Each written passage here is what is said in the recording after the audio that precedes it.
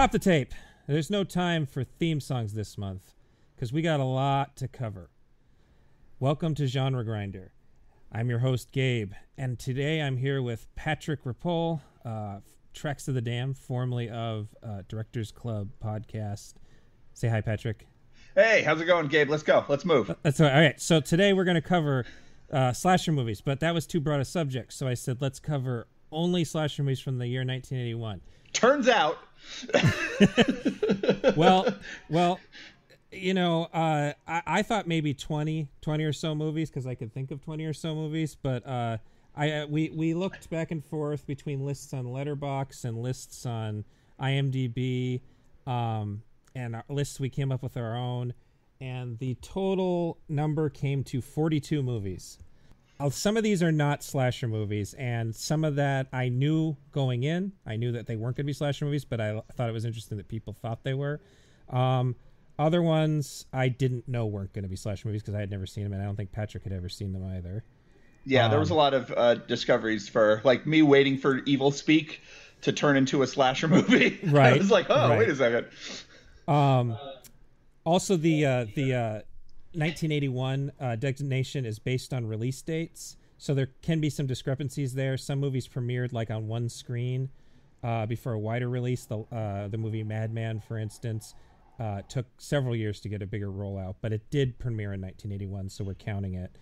And I've some of these are noticed foreign films that never got an American release. We're counting the Italian release date, or a Hong Kong release date, or whatever. So if your favorite 1981 slasher isn't covered, we either missed it, in which case let us know, or I decided for one reason or another that it was really a movie from 1982 or 1980. Or there are a couple cases here right at the top. We're not going to cover the movie Night Warning, a.k.a. Butcher Baker Nightmare Maker. Everything I could find but like two sources said that was a 1982 release, not a 1981 release. We're not going to cover the movie Dr. Jekyll and Mrs. Osborne, which is also known as Dr. Jekyll and the Women. I was considering covering it because it has a slasher movie structure, but it's really not a slasher movie. It's still a really interesting movie that you should look into.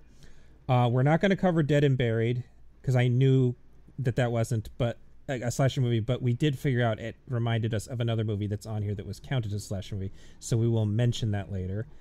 We're not going to cover Miss 45 because that is 100% a rape revenge movie, and there is a bit of rape revenge-y stuff going on here, but I couldn't bring myself to think of that as a slasher movie. And we're not going to cover The Nesting, which I think is a ghost/haunted house movie that happens to have some slashery-ish kill scenes. That was the hardest one because I had seen like one or two lists count that, so at the last minute I cut that one.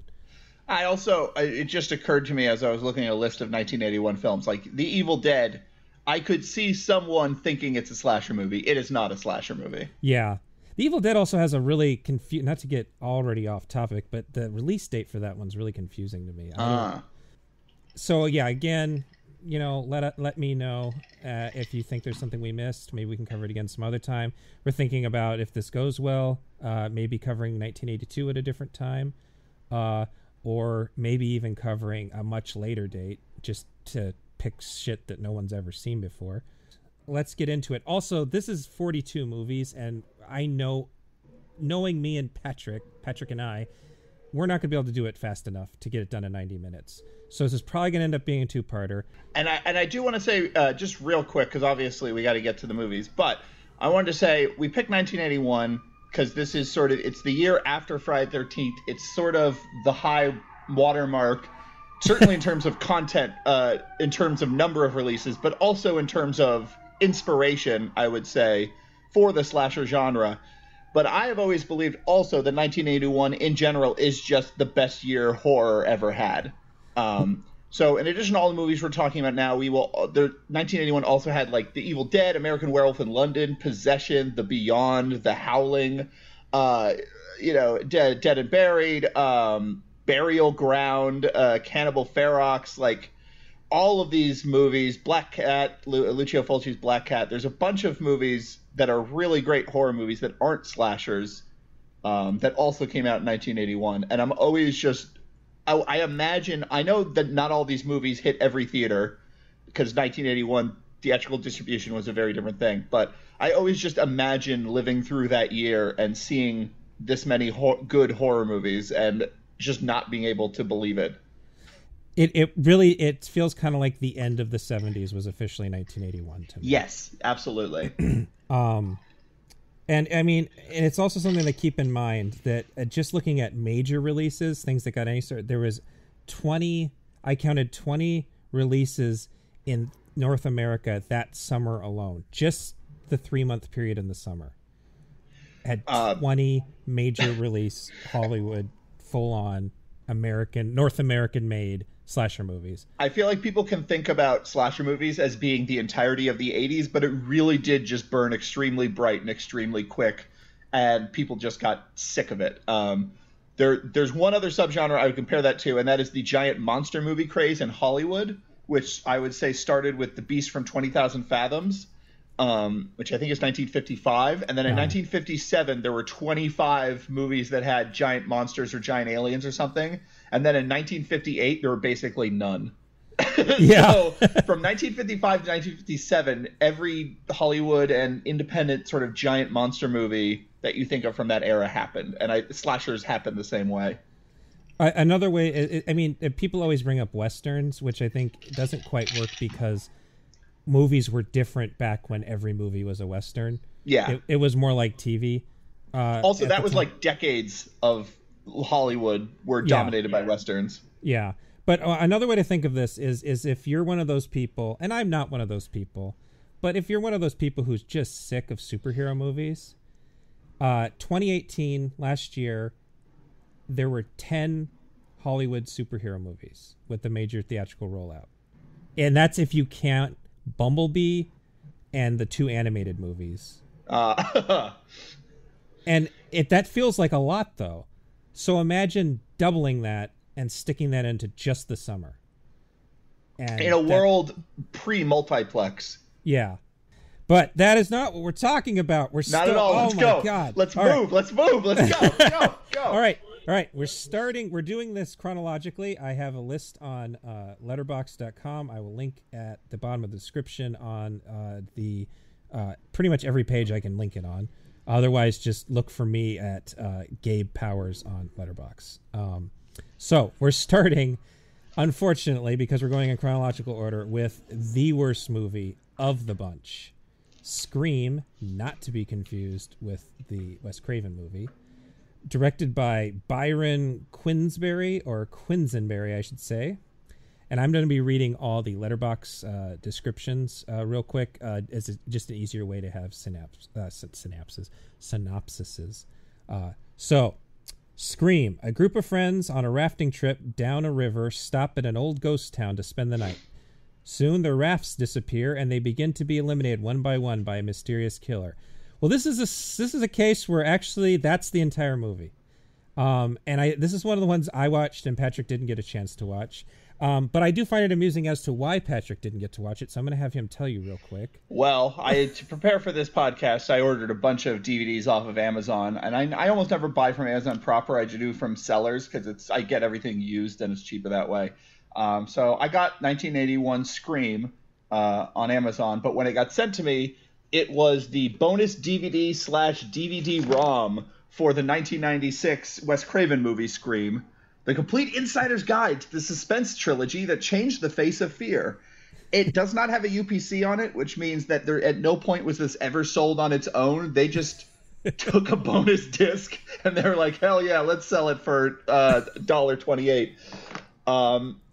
So I unfortunately did not get a chance to watch the terrible, terrible movie that is 1981 Scream. And you're a fan of the Wes Craven movie, and maybe you didn't have that disc already. So I didn't, though. I do have a lot of bonus material from the Scream movies, from all the Blu-ray collections and stuff like that. So I'd be surprised if there's anything in there that I don't already have. But yeah, maybe I'll pop it in one day and check it out. It's better off. Anyway, I guess so. Byron Quisenberry, or Quisenberry, not sure how you pronounce his name. Quisenberry. Quisenberry. He only has 2 directing credits. He is a stunt performer for the most part, and he His other movie wasn't made until 2004, and it was called Hollywood. It's a Dog's Life. Yes. This movie is AKA Butcher Baker Candlestick Maker, not to be confused with the previously mentioned Butcher Baker Nightmare Maker. And it was also called The Outing, not to be confused with Tom Daly's Killer Genie movie, also called The Outing, but better known as The Lamp. When are you going to do an episode on Killer Genie movies? Well, that sounds like a good idea. I can only think of one right now, but there's probably more than one. Shazam 2, Shazam's Revenge. Yeah, I mean, that would be great. I bet Shaquille O'Neal would be up for that, honestly. Yeah. Are you telling me that Charles Band did not do a Killer Genie movie at some point? I'm telling you, you're a liar. Yeah, I bet he did, honestly. At the very least, maybe the Killer Bong is a Genie movie, and I just... Yeah, you're right. You're right. It's probably a Killer Bong. Anyway, this was on YouTube, and it actually was a pretty nice transfer, but that transfer was only in Spanish. So you don't know. Maybe it's great. I watched this movie in Spanish, and I know a little bit of Spanish, but it is real boring. There's a huge cast in this movie, so I thought, here we're going to have a bunch of bodies. You could have had the largest body count in this entire thing, except for maybe, I think Halloween 2 has more people to be killed. Wait, are you telling me this has more than Don't Go in the Woods? Oh, definitely. I thought Don't Go in the Woods. Here's the thing, Patrick, is that most of these people don't die is the problem. Oh. It's so very close. But then most of the people survive. The plot description is entirely accurate. It is some people on a rafting trip outside of Houston, and they go to a place. I looked it up. It says they're at a place called Terluga Ghost Town, which is still working, little tourist ghost town. I come from Tucson, Arizona, where we have several of those. We have Old Tucson Studios, which was and I think still is, a working Western studio lot. And we had Tombstone. The city of Tombstone is basically, ever since the movie Tombstone was shot there, is just a movie lot that you can go visit these days. So I have a little bit of affection for these kind of things. But then I looked into it, and it was actually shot on a Paramount Ranch in California. And it's a terrible location because it's basically a single block of buildings that goes maybe 200 yards. And yet the characters still manage to wander out alone and get killed. And you also get the feeling that they only had the cast together as a whole for a day, because there's only a couple scenes where they're all in the same room, even though there's not very many rooms. It's that there's that thing where I do like the idea of not all slasher movies having teenagers and early 20-somethings. And this movie is like, when I say full-grown adults, I mean like full-grown ass adults. Like most of the people are 40 and up in this movie. Yeah. I guess the thing to talk about, and I was going to say there's going to be no spoilers, but because this is so terrible, the only way to make it sound exciting is to spoil the fact that Woody Strode, the African-American guy who is in a lot of spaghetti westerns, big, tall, strong guy. He's also in Spartacus. He shows up as a cowboy who explains to everybody that that the killer isn't one of them. It's set up like 10 Little Indians, like it's got to be one of them, and they're trying to... Okay, so there's a lot of red herrings and stuff. Right, but it turns out the killer is actually the ghost of a dead sea captain who happens to be in inland Houston area. And Woody Strode shoots him with I guess a ghost-powered gun. That's not explained, and he disappears. And the movie ends by pushing in on a painting of this apparent evil captain that was trying to kill everybody. He wanted revenge, but it was in Spanish, so I don't know what the revenge was about. There's also a lot of Houston shit. That was funny to me. There's logos from local businesses. Everybody is drinking Dr. Pepper and having Dr. Pepper t-shirts. That's a local business. The University of Houston and the Houston Oilers football team. Everybody's wearing their jerseys. Is there a Diamond Shamrock in the mix? I used to live in Houston. That was the that's convenience right. You lived store in Houston. No, because they never go to They well, don't you go. know If what, they though? did, They did have a cooler. I wonder if the cooler that they had a diamond shamrock. it might have been a diamond shamrock. Yeah, absolutely. Anyway, long story short, this is a terrible, almost unwatchable, actually unwatchable. This is the worst movie we watched, and there's some bad movies on here. Yeah. So I have the slasher movie book, a book by J.A. Kurzweil in front of me, and there is a chapter on 1981. And his little blurb about Scream, he mentions that it's only of interest because it's one of the only slasher movies not to have any female victims. That's a good point. Yeah, it's only dudes die. That's very unusual. I guess because it's like if you're going with a group of people and you're teenagers, you're going to be bringing your girlfriends or your boyfriends or whatever. Like it's going to be co-ed. Whereas when you're in your 40s, that's when you start doing fucking man retreats. Yeah. Well, like, okay, I don't want to stick on this movie, but like these 40-year-olds have brought their dads. There's like 60-year-old dads in this movie. It's so awful. So this movie is extremely tedious and boring in the worst possible way. I think the next movie is kind of boring in the best way, which is sometimes slasher movies or in general old horror movies, you watch them and there's just sort of mood and atmosphere and nothing really happens in them, but you're just kind of happy to be watching it. You're happy to be here. And Ghostkeeper. I was about to say Ghostkeeper from 1981. I'm going to go ahead and forego my usual tactic of saying the years at the end of movies. Yeah, we don't need to. For this episode. Ghostkeeper is a slasher movie that takes place... go ahead and read the description. Okay. A group of 3 friends on a snowmobiling trip find themselves stranded at an abandoned lodge, isolated in the mountains. They discover that an old woman resides in the hotel, along with an evil entity that she's keeping in the basement, which is kind of misleading. There you go.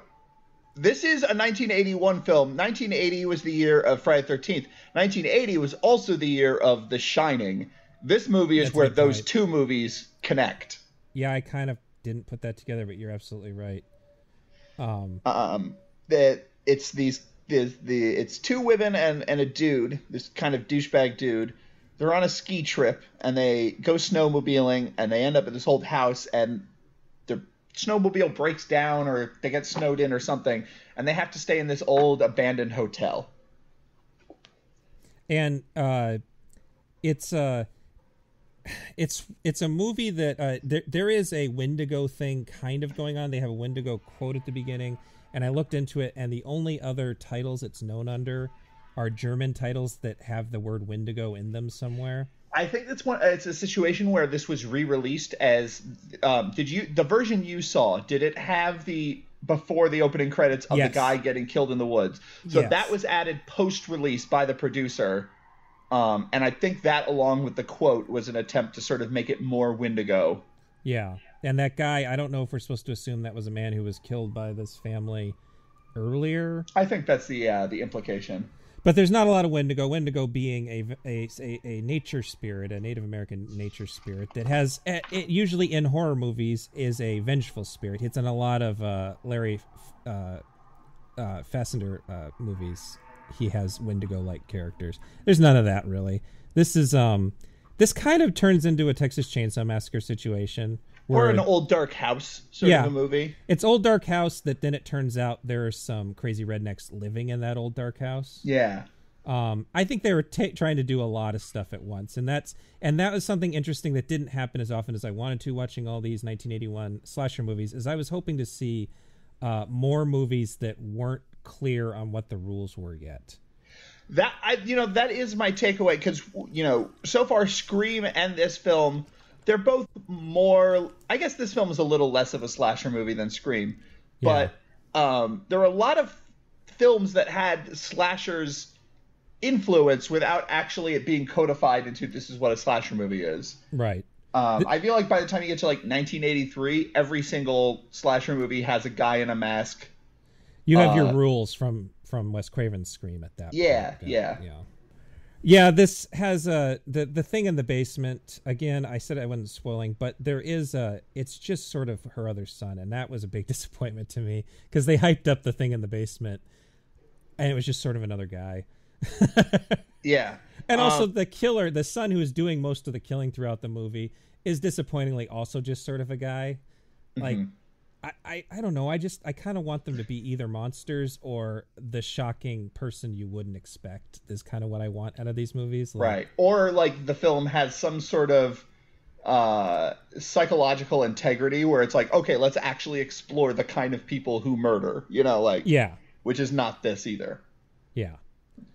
I did like this movie though. I really think there's not enough slasher movies that take place in the snow. So yeah. the sort of snowed in, creepy abandoned hotel, like atmosphere, the super washed out sunlight bouncing off of the snowfall and everything. Like, I just like that look for a slasher movie, for a horror movie in general. It was funny because I watched this and then because I'm finally getting review copies for my new site, and I was sent by Arrow Chill Factor, which is also about snowmobilers who end up in an abandoned cult church, basically. Oh, pretty good. And they're kind of haunted instead of hunted. But it was weird watching them so close together because in my mind I have the two of them kind of the same thing. And one more thing about this, well, two more things.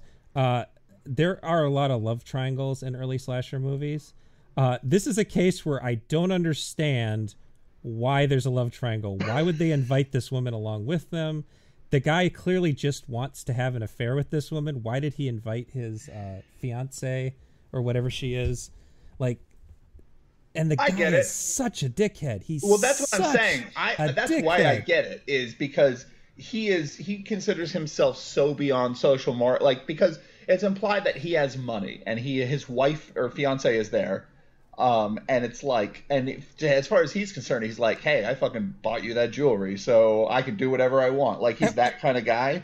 So I can see why he would do that. And, he's the worst. He threatens to cut her for not letting him sleep around while she's there.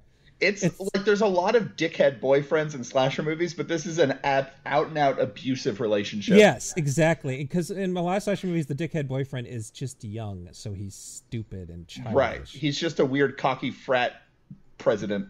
This is an adult man. Mm-hmm. The other last thing is that this has one of my favorite tropes, which is the last vestige of civilization, which comes from, I think, Texas Chainsaw Massacre, where you stop somewhere for gas, someone warns you maybe shouldn't go there, and you do it anyway. This had that classic thing. I love. There's even an old man in this one. It's even an old man. Now you've mentioned a couple times you don't want to spoil things. I really like the ending, and I read a little bit about how the movie was made, and I think it's funny how they got to the ending. Can I talk about the ending, or should I just say I like it? Okay, so the ending has a sort of weird. Actually, I should not spoil Midsummer because that's still in theaters. Yeah, I haven't actually seen Midsummer, so right, like that's something people would actually get mad about spoiling or whatever. And I'm not saying anything about Midsummer, but it has a weird sort of a thing where I was going to reference some other thing from Midsummer, but it has the thing where the terror has totally shattered the sort of the heroine, and in this film she's like, I guess actually this is more The Shining again, where she's like, I guess I've always belonged in this hotel. And she has this sort of, like, after killing the quote-unquote monster in the basement and killing everyone else, she's just like, I guess now I live here, and I am the person who haunts this hotel. And apparently they ran out of money. Oh, so they were just like, all right, let's get a bunch of shots of you just walking around. We'll do voiceover later. We'll figure something out with the ending. And that was where they landed. That's always great. Yeah. So this is not a good movie. This is a put it on a Saturday afternoon kind of a movie for me. Yeah, but yeah. I did enjoy it. Okay. So then next up is our first Hong Kong movie, Corpse Mania, directed by Kuei Chih-Hung, who is a pretty darn famous dude. He did Bamboo House of Dolls in 1973. He did Spirit of the Raped in 1976. He did The Boxer's Omen, which is a big deal, in 1983. And he is responsible for the Hex series of Hex vs. Witchcraft, and Hex After Hex. I gotta see all those other movies. I've only seen Boxer's Omen and this, and holy cow, this guy's great. He is, and this is a late 70s, early 80s Shaw Brothers. Shaw Brothers were still in the kung fu business, but they were getting into some pretty hardcore horror. There, I believe, were still rules about nudity at the time, but they were allowed to get away with almost anything they wanted as far as gore went. So there was some pretty nasty Shaw Brothers horror movies at the time. This is not that nasty.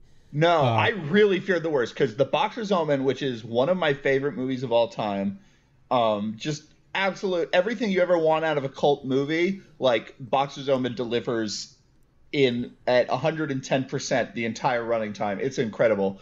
Corpse Mania is a movie about a necrophiliac, and Boxer's Omen is a really gross movie that's willing to just get really nasty. So I was really afraid to watch this. Turns out most of that stuff's only in the first 30 minutes, and it's not actually all like fondling, rotting corpses. And it's really fondling nude women with maggots on them. It was gross enough for me. Do you want to read the letterbox description? The letterbox description is: a necrophilic killer is murdering prostitutes at Madame Land's brothel. That's it. That's all we got. Okay. It has lot more to it than that. But it has some cultural barriers, depending on who you are and how many Hong Kong movies from this era you've watched. It's one of the few actual period pieces we're going to cover. Mm-hmm. I was watching it with my girlfriend Christine, and we were trying to think it was the 20s or 30s, and then we saw a Buick that looked like a 50s Buick. But I found in Pete Toombs's book Mondo Macabro, it's supposed to take place during the Republican period, which would be the 1910s. Yeah. But part of that is because they had these backlots already. So you have a lot of production value in these Shaw Brothers movies and other studios. They would have their backlots because period pieces sold. So that's a thing that especially when you're watching this after spending an entire month watching like 30 slasher movies from 1981. Yeah. This movie stands out so much because the production value is insane for a quote-unquote slasher movie from 1981. And it probably actually cost less than a lot of the other movies we're going to cover here. Right. Just because it was cheaper to make movies there. And a lot of that production value was already there and ready to go. They just needed to cover it with more, cobwebs and light it well. Yeah, very well.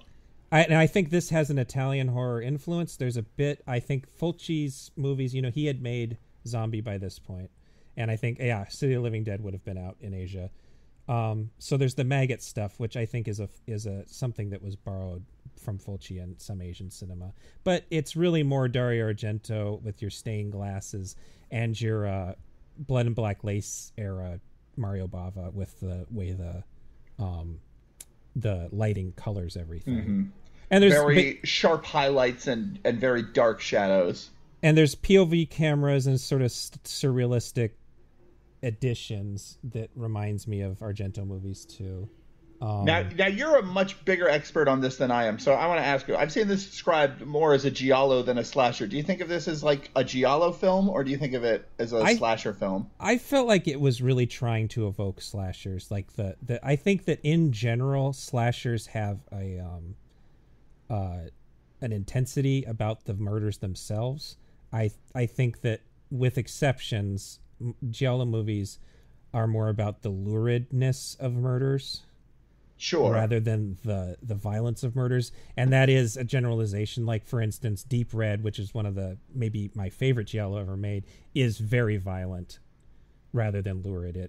To me, it's about painful violence. So I'm making a generalization. But to me, this felt like a Hong Kong version of a slasher movie that was photographed like it was a giallo.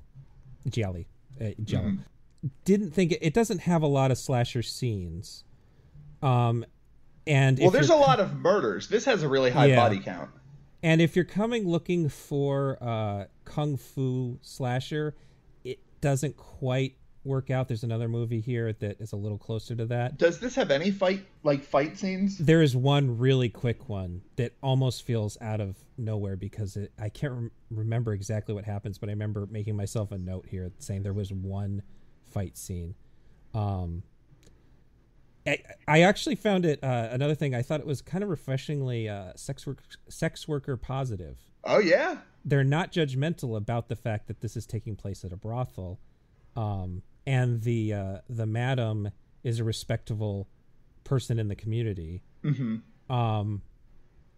I think that the twist at the end, which this time I'm not going to spoil, I think was a little bit unnecessary, because I think that it added an extra step to the reveal, that it could have been a different character as the killer and still been the same thing. They kind of added an extra.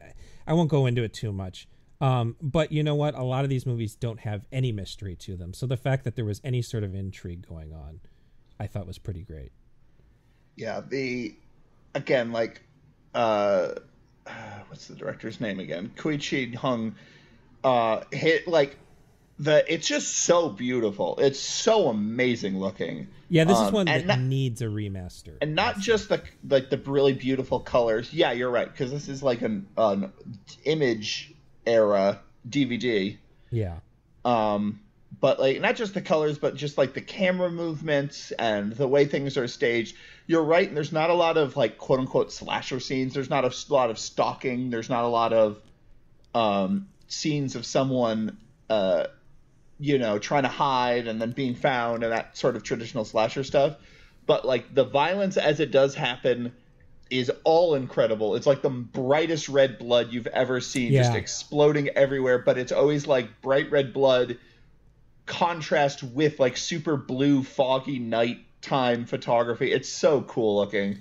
It is that Shaw Brothers blood mixture. You're right. Yes. In the 70s kung fu movies. I'm a guy who always wants blood to be super bright red. That's just my thing. But I really enjoyed this movie. If you have seen The Boxer's Omen and you're like, oh cool, another Boxer's Omen, it's not that crazy. This actually has like a pretty traditional mystery plot, and you're following the cops as they're trying to uncover everything and interviewing suspects and that sort of thing. Like, it's not as wild as he would later get in 1983, I want to say, with Boxer's Omen. But I really enjoyed this movie. Yeah, it's a good one. And it is a slasher movie. Yeah, it is. It's a period piece slasher is the best way to describe this one, I think. And again, it is made in another country, in another language, with another. It's all culturally different than our North American slashers that we're going to cover here, but it still counts as a slasher. Mm-hmm. And the necrophilia, limited as it is, it really grossed me out. It's pretty nasty. It really grossed me out. There's no like thrusting genitals or anything. No, it's like it. Well, that's what makes it worse. Is I feel like this might have grossed me out a little more than Necromantic. Right. Maybe about the same, but like for this, it's like sensual necrophilia, which is like way more unnerving to me. Yeah, necrophilic touch massage. Oh, no, thank you. All right. So I'm sorry to take controversial stance, but I'm anti-necrophilia. Okay. No, I get it. Yeah. Next up is another stinker, Home Sweet Home. A.k.a. Blood Party and Slasher in the House, directed by Nettie Peña. This is described as an escaped mental patient steals a station wagon and makes his way to the Bradleys' Thanksgiving celebration, where he plans to murder them. Plans to make them a little less thankful. Again, that's pretty much the movie. I watched this on YouTube. It was a very bad looking... I'd probably watch rip up some one. VHS or something. So maybe there's something else to this movie that I wasn't able to capture that via that. I hated this. This starts, the very beginning, the first scene has a sort of trauma energy to it. Like, yes. Oh, this is going to be so over the top. Because this buff, muscly guy drags a dude out of the car who also goes, hey, want a drink or want a beer or something? Strangles him to death, shoots PCP into his tongue in close-up, steals his station wagon, runs over an old lady, and then the title appears on screen. I thought, like, all right, then we're in the shit. Let's go. Let's do it. And then it just stops. They introduce after that approximately 7,000 characters. Yes. And who's I only know are a family because of that description. Like, yes, they might as well be middle-aged That is the chief problem. Is I literally have no idea why all these people are in the same place, what their relationship is. There's like a woman who's randomly like singing "Besame Mucho" or something, and they have like some Hispanic woman just in their house, and it's like, is that someone's like girlfriend or wife, or is she a friend? Like, what's going on? And there's like a guy in mime makeup who has like a portable amp on his back, and he's just shredding a guitar and taunting people. It's like, what is we're making it sound better than it is. Exactly. So we are making it sound like, oh, it's amazing, it's so bad it's good, because you just can't figure out what's going on. But this is all happening instead of anything related to horror, or like nothing, no suspense is being built up. You're following these people, you don't know who any of them are or why you should care, and it just goes on and on and on. It's also technically a Thanksgiving slasher, of which there's only one other, Blood Rage, that I know of, and I guess that fake trailer that Eli Roth made. There is I don't know if it was Troma distributed, but in like mid-aughts. Thanksgiving. That's right. I forgot about Thanksgiving. I'm sure that and like once you get into the post-Scream sort of direct-to-video era of slasher movies, there's all bets are off in terms of like everything's been done 100 times because there's just so many of them. But if we're still staying in the 80s, Blood Rage is the only other. But it might as well not be a Thanksgiving movie because it takes place in California. We're coming from Arizona. There's nothing seasonal about Thanksgiving. So there's not like it's fall. It looks the same as it does in June. And it just kind of looks like a random meal that happens to include a turkey. And the meal is not even central to, like, I kept on thinking there'd be like a killing scene but instead this dude's just running around sort of just taking people out. It's never explained why he picked this house. It's one of those things where just like there's too many characters, so they're all so disconnected from each other that there's not the tension of like when you watch Friday the 13th, it's like you're following Alice because she's the lead character, and all these other people are dying, but their friends don't know that they're dying, and there's the tension of like, oh shit, they don't even know that everyone in this room are the only people still alive in this camp. Like, none of that really happens because they're all so dislocated from each other. Like, they go out and they get like a flat tire or something. Yeah. This is a very forgettable movie, so unfortunately I can't relate all the details. The sex scenes are just like extra gross for some, like just icky.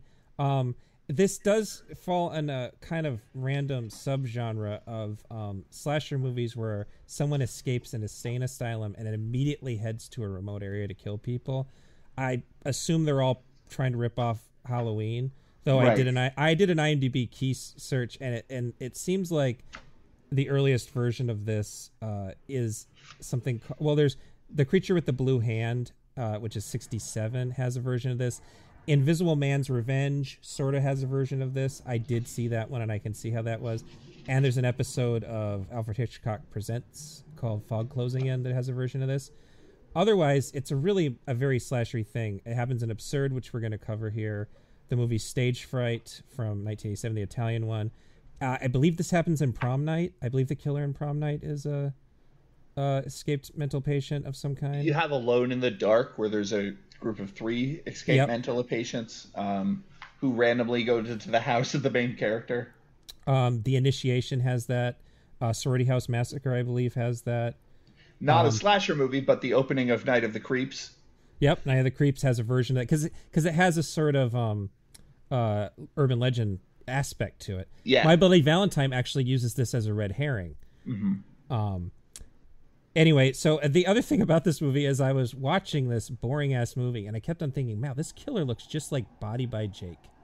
And I don't know. Patrick, do you know what Body by Jake is? I do not. I assume it's some sort of infomercial thing. Barely younger than me, I think is what this comes down to. If you had cable in the 80s and into the 90s, I guess, there is this guy, Jake something. I'm not even going to look up his name. I'm sorry. He had this thing called Body by Jake that was it was a series of videos, and then it was a series of like certain things you had to buy. It was Jane Fonda, but a big muscly dude. So I look at AI. This looks like Body by Jake, and I look it up. It is Body by Jake. And this is like his third IMDb credit. And then Adam Ruckoff, who wrote, he writes books about slasher movies.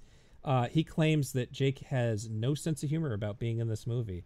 And to me, that makes this even funnier that it's Body by Jake, because he's murdering people and laughing, and he's throwing himself into this role. He apparently thinks this is garbage. There's another bodybuilder named Lyle Alzondo, who was a bodybuilder killer in the Prison Slasher Destroyer. I thought it might be him, but nope, it was Body by Jake. So his name is Jake Steinfeld. I'm on his Wikipedia, and apparently he does a voice in Ratatouille. Yeah, sure. Okay, so now my goal is, looking back, I'm going to say no, and then going forward, do any of these movies feature an actor who goes on to be in a Pixar movie? Okay, I'm gonna think about it. We'll think about it. The Home Sweet Home's terrible, and you should not watch it. No, and the kills aren't good either. Speaking of, A Day of Judgment is the next film we're going to talk about. Yeah, the really low budget, nobody's ever heard of these movies are all kind of at the beginning, so stick with us. Day of Judgment. In the 1920s, a man in black rides into a small southern town to visit retribution upon the citizens who have strayed from the path of righteousness and religion. He does this, of course, by killing them. This is directed by Christopher Reynolds. That description is not apt. This isn't really a slasher movie at all. Oh, by the way, Home Sweet Home is a slasher movie. We'll just leave it at that. That's a slasher movie. This is not a slasher movie. It is AKA Stormbringer, which is a much better, cooler title, but not a better title, because it is a judgmental fucking movie. It's sort of amusing. This is better than Scream, because there are characters and a plot. In fact, there are a lot of characters. This is like Magnolia or Nashville. Yes, level I was about number to say, of this is a Robert Altman movie about a small town and the minor sins that its citizens commit. It does. It's basically, so the idea here is that there's a small town. The priest is leaving because nobody's coming to church except for these three creepy women. And as soon as he leaves town, everybody turns into an asshole. I think they were already assholes, but it's sort of a parable about if without religion and God, you are going to become assholes and do bad things, and then you'll go to hell. And there really isn't a slasher killer in this. In fact, one character gets pulled into the earth by disembodied hands. Isn't like death watching as it happens or something? Maybe someone who like rides into town is like the symbol of death or Satan or whatever.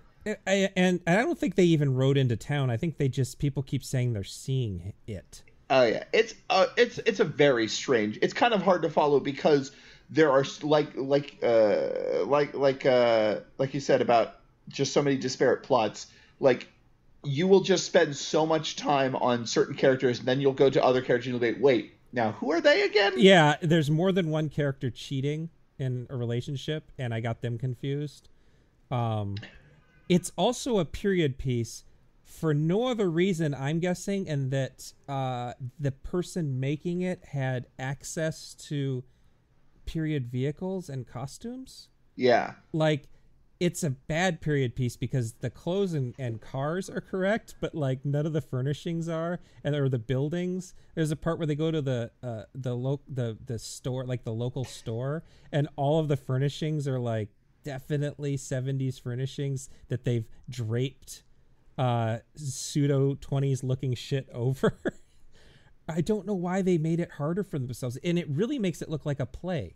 It really is a community church play, like morality play. Yeah. And I'm not shit talking that. Like, I want the "if footmen tire you, what will horses do" of slasher movies. You know, like, yeah. I want to see the crazy sort of Christian sermon version of a slasher movie. That slasher movies are already accused of being sermons, conservative sermons.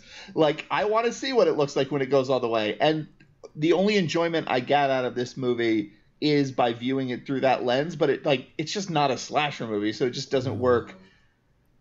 I got enjoyment about how much it hates the characters. Relentless, that like they go and there's a banker who's a shitbag to everybody, and his machinations eventually cause a farmer to kill himself. There's a younger guy who's not that young who hates living in this town so much that he is going to have his parents put in a home. And that's my personal favorite. A sane asylum instead, but he decides that's maybe too far. And he just is going. His plan is he tricks them into signing over all of their what is it called? I can't remember the name for that. They don't just sign over their property; they sign over like it's like the gas station they run or something, right? Yeah, the gas station, their money, everything, all their authority, personal authority, is signed over to this guy, and he makes fun of them after he tricks them into doing it, and they're just like, "Son, how could you do this to your mother?" And then there's a lawyer helping him do this who's actually one of the better people in town. And there's an old lady, like the longest part in the whole movie is this old lady who hates children and is really mean to her black woman who is her servant. Yes, very racist. And she calls the cops on a dime. Calls the cops and then yells at the sheriff is the good guy in this role. Like you feel for the sheriff because everybody in this town sucks and there's nothing he can do about it because so few of them are actually breaking any laws. And she kills these kids have a pet goat and she kills it. It does end cool. Yeah. Death does eventually cut someone's head off with a scythe. Mm-hmm. And then they kind of go into this surrealistic version of hell that's mostly lights and sort of models. I'm looking on IMDb, and there is a user review that is quote-unquote setting the record straight from 2011. So shout out to Glenn Reynolds, whoever you are. It is a film that was shot in North Carolina, and it was inspired by the success on the church circuit of that Johnny Cash religious movie from the late 70s, if you remember that. Kind of, yeah. So they made it, and then at a certain point, the producers decided that it should be a horror movie. So they reshot like the ending. So all of that hell stuff was shot with a different director after the fact, which is why it's better. And I believe I wouldn't be surprised if the few kill scenes that exist were also shot that way.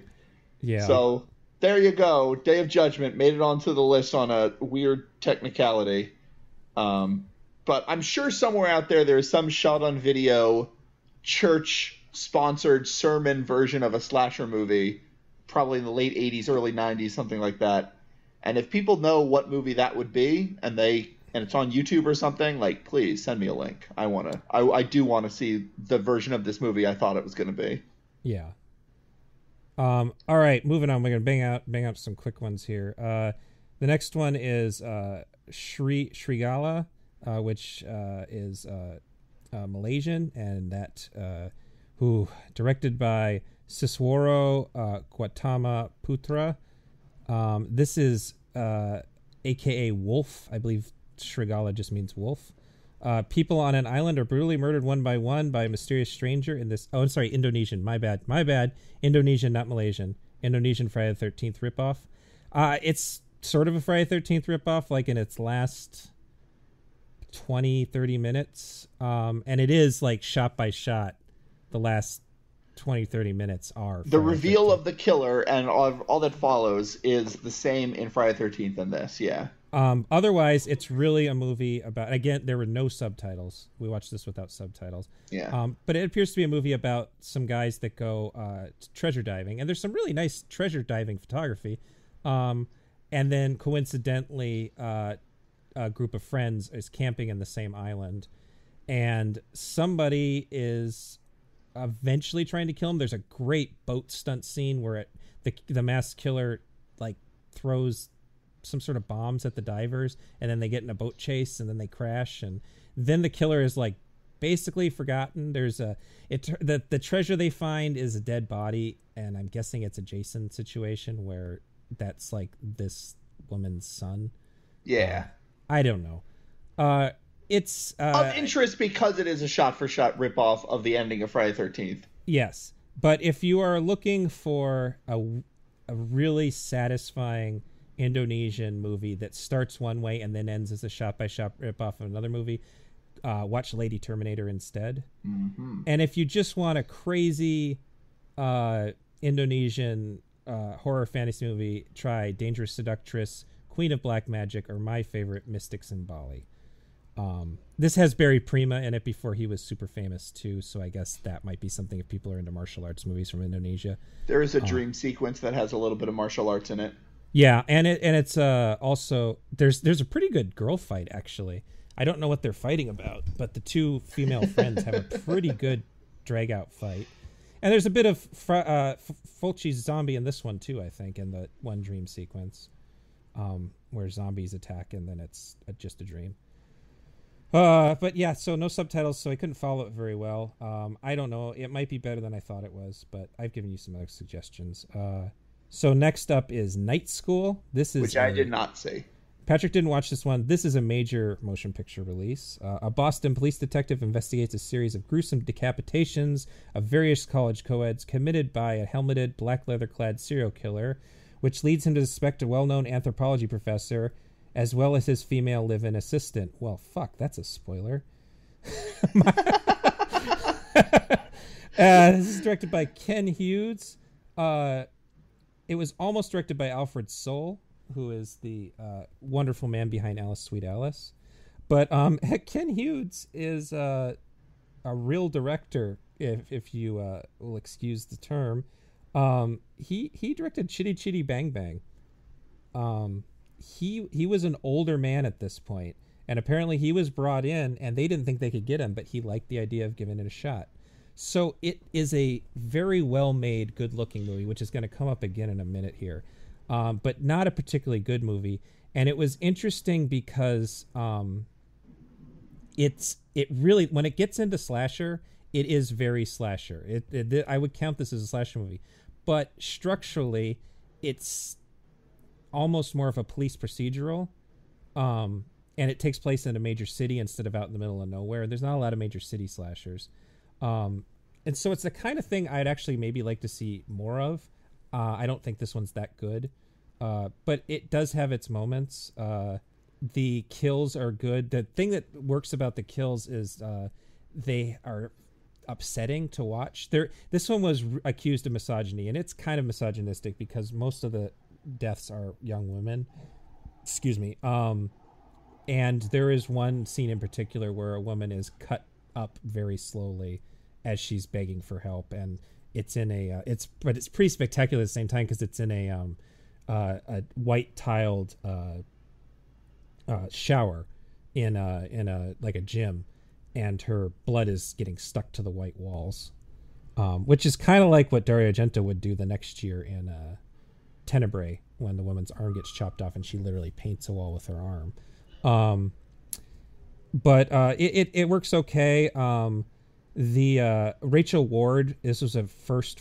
She had not been in a lot of movies yet at the time, and she's really miscast in this as that assistant that they just mentioned. There's a weird thing where the killer, it just sort of ends, and I don't think they ran out of money. I think they intended on ending this way, where the killer, they don't really give the audience a chance to figure out who the killer is so much as the killer just sort of announces themselves at one point.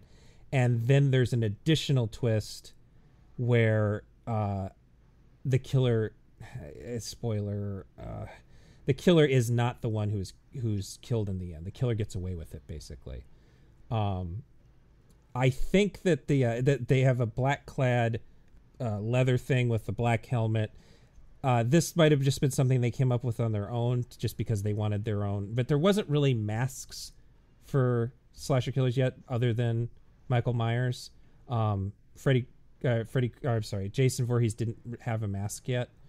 This was a way of covering up the identity of the killer, but I do wonder if it had anything to do with there's two giallo. Massimo Della Mono's What Have They Done With Your Daughters has a person with a black motorcycle helmet to cover the identity, and then Andrea Bianchi's Strip Nude for Your Killer also does, and the helmet in that is really meant to look phallic in that case. I don't know if that's what they were going for here. but it looks good. It was the first of 8 movies we're going to cover here that ended up on the British Director of Public Prosecution's list of obscene films. Which is colloquially known as the Video Nasties list. As far as I know, it didn't struggle to get an R rating here in America, and it's always been available uncut as far as I know. But it is pretty bloody, and I could see, of all the movies that ended up on the Video Nasties list, I can at least see why this one was objectionable, because, again, it does have a misogynistic slant to it. And it was co-written by a woman, Ruth Avergon. That might be the only case of that we're going to run into. But Ruth still saw fit to include a sexual predator lesbian as a major character. So Ruth was not the most progressive human. Guess not. And it is major studio slashers are very rare. Yeah. And this is one of a few. Production is such a weird avenue where things that are just distributed by major studios versus things that are produced, it's like it can be hard to determine. Where it's like, well, if they get a guarantee before the film is made, is that different or whatever? But they are fun to see and to realize, like, oh, it's weird seeing this kind of movie with like actual production values, and like clearly they had time to light everything properly and that sort of thing. And a director who was in his late 60s who had shot a lot of big budget movies at this point. Mm-hmm. It makes a difference. It does make a difference. He might not be like, feeling, he might not have the energy of some of these other guys. He might not have that Sam Raimi energy, but he definitely had experience that none of these people had. What's the next film? The next film is The House Where Death Dwells. I also did not see this. Not dwells, lives. A nurse goes to A nurse goes to a house to care for a crippled old man. Then people in the house start being murdered. That's a little oversimplified, but sort of. Directed by Alan Beattie, who didn't really do much else. But he did do production on Dwayne Johnson vehicle The Rundown. It is a.k.a. Delusion, not to be confused with The House Where Evil Dwells. This is The House Where Death Dwells. There's discrepancies. This might have actually been released in 1980 under a different title, but I'm counting it anyway. It's very similar to Ghostkeeper to the point where I started to get confused in my mind. It's a pastiche of Old Dark House, has a little bit of Rear Window, a little bit of that Agatha Christie going on. It's closer to the proto-slashers we discussed in the other podcast. And it also has some similarities to Don't Go in the Basement, which is about a woman who goes to an insane asylum, and it appears that the asylum is being taken over. The cast of characters are very specific and amusingly specific. The nurse is also our narrator, and she's super nebbish, but everyone wants to have sex with her the whole movie. Like, I don't know if nebbish is quite the right word, but she is like reserved to the nth degree and always very covered up. She goes to take care of this disabled rich guy. So there's like this estate, but it's one of those California estates that kind of sprawls instead of going up. There's a drunken butler who has basically run the entire large wine cellar. He's almost out of wine at this point. There's a sassy cook who tells it like it is. There's a secret disabled son who they keep locked in a room, which I thought meant it was going to be even more like Ghostkeeper. Classic. And then they introduce another character partway through who is apparently the long-lost son of the old man. And this is where it got too real.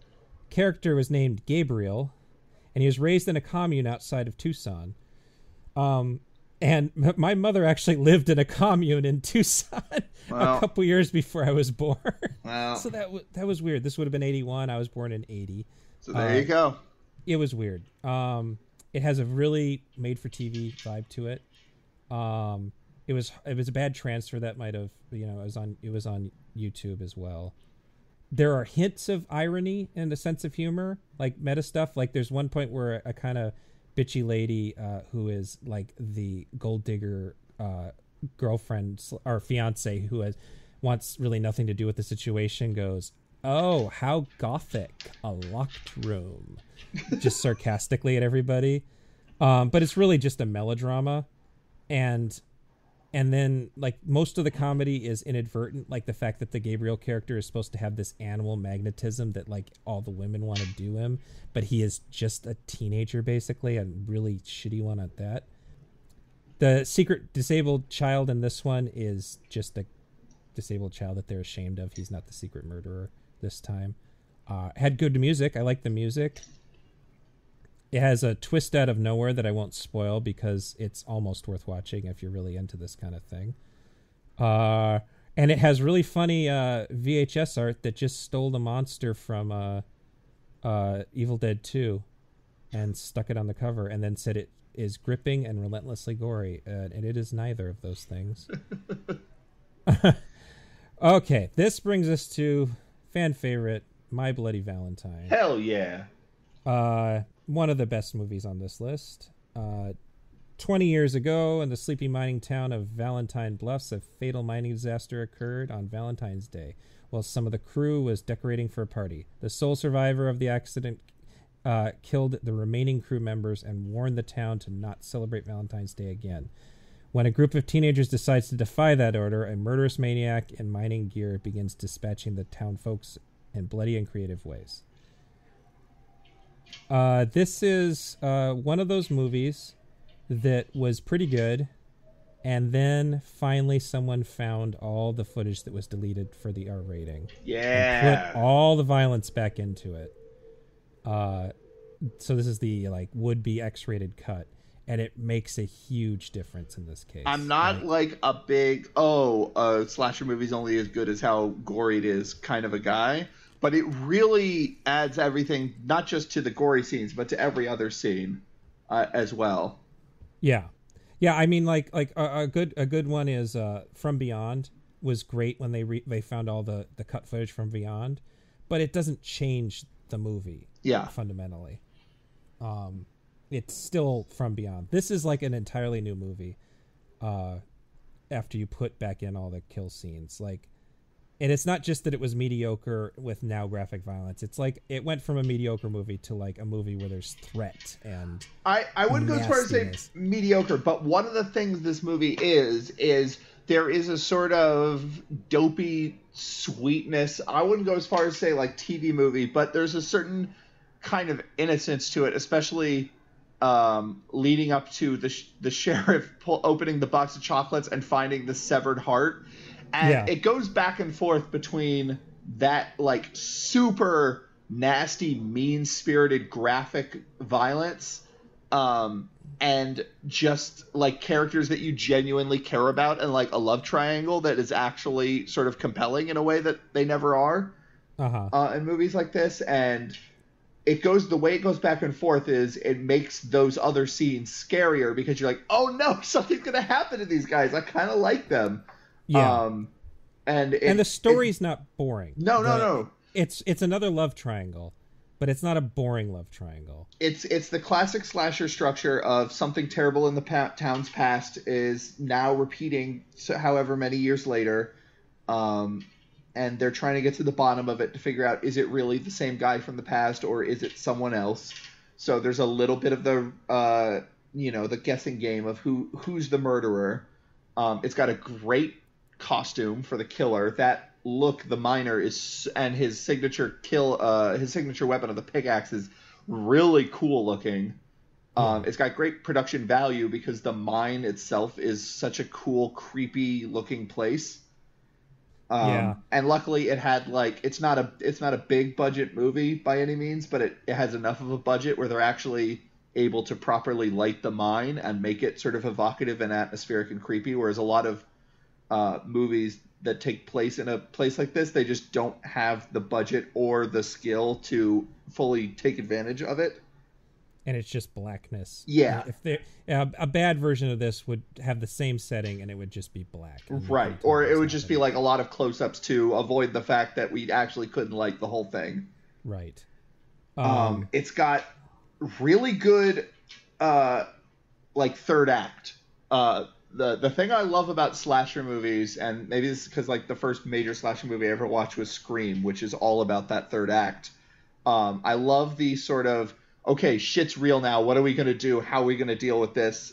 here come the set pieces, here comes the reveal, all that.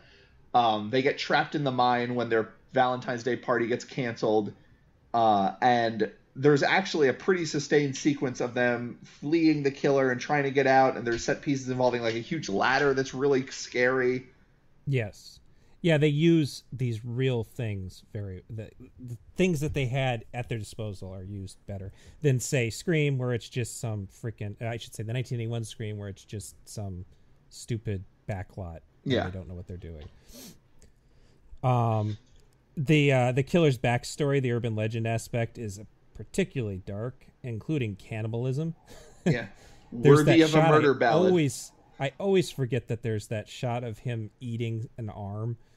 And then this one has the typical the wise old man who's also annoying, who warns them away. Mm-hmm. And in this case, he's sort of set up as a red herring as well, but that doesn't last very long. But that almost becomes something this has that other ones don't. Because I can't remember what's the name of the guy in the Friday the 13th movies that says it's Crazy Ralph. Yeah, it's like, what if? Wait, maybe Crazy Ralph is the killer. There's a little bit of that for 10 minutes of the movie. It's got a fat character that is good. Yeah, he's like a good slasher guy. Movies tend to just have a fat character that's just like, oh, look at this asshole. Isn't he such a dope? It's going to be hilarious when he dies. But this one, like, he has a girlfriend who totally finds him irresistible, and he's super competent and smart and fun, and like, he is just like, yeah, all right, I know what I'm doing. He breaks up some of the fights among the two men who are involved in the love triangle. Like, and it's a couple of times where he explains to them that they're being irrational. Yeah, he's a good guy. He's probably the best character in the movie, or in the whole movie. I would think. I always, the other thing is, I always forget I mean to watch this movie with the critical eye for if the killer makes any sense, because I always feel like there's no way that, because it's a pretty good murder mystery, but every time I get to the end and they reveal the killer, I'm always like, wait, but is that possible? Was he able to be there at this time? And I always mean to do that, and I totally forget every time. Well, I have a general problem where I always forget the movies where the killer is like revealed to be a member of the cast. I never remember the reveal. Yeah. But this time I watched it, I did remember, and I watched it, and it was like, it doesn't necessarily make no sense. It doesn't break any laws of physics or anything, but it is like, there's not really a good hint towards it. Yeah. It's just sort of arbitrary. If this was a newer movie, they would have a very quick collection of shots of this guy running back and forth from locations after the reveal was made. This is also, I would say, if we're not counting Black Christmas, which we're not because we already called that a proto-slasher, I would say this is one of the top 3 Canadian-made slashers of the period. Sure. I think does this technically take place in America, or does it take place in Canada? No, this one even takes place in Canada. Okay. Some of the characters even have Canadian accents. Oh, they have heavy Canadian accents, but that does not necessarily mean it will take place in America. It is Canadian. Unlike Prom Night and Terror Train, which I think those are the other two I was thinking would be the best. Those two try to cover it. So, like I said, I have Jay Kurzweil's The Slasher Movie Book in front of me, and one of the things he covers is box office take.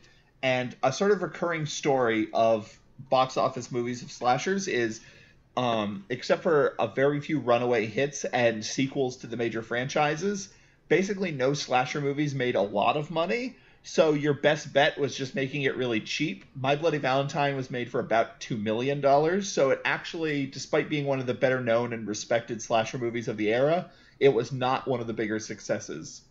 It also, part of the higher budget there, because that's a pretty high budget, one of the things is apparently the town was so excited that they were going to be shooting in the mine that they fixed up the mine. And so the crew got there and said, holy shit, this is supposed to look dingy and old. And so they had to spend money distressing the mine. And there's other stories about, like, one of the actors ran into a electrician and was sued.